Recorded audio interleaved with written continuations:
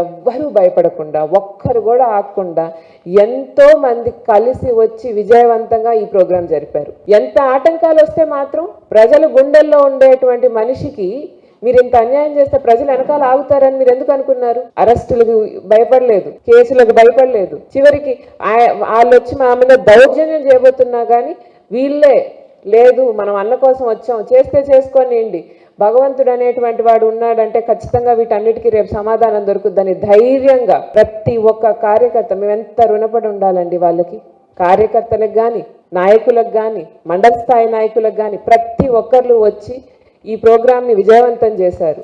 వాళ్ళందరికీ మేము హృదయపూర్వకమైన ధన్యవాదాలు పేరు పేరున తెలుపుకుంటున్నాం. నియోజకవర్గంలో ఈ ప్రోగ్రాము కాకాని గోవర్ధన్ రెడ్డి గారి కూతురు చేయలేదనుకున్న వాళ్ళందరికీ తెలియాల్సిన విషయం ఏంటంటే, కాకాని గోవర్ధన్ రెడ్డి గారు మా కేవలం నాయకుడు కాదండి, మార్గదర్శి.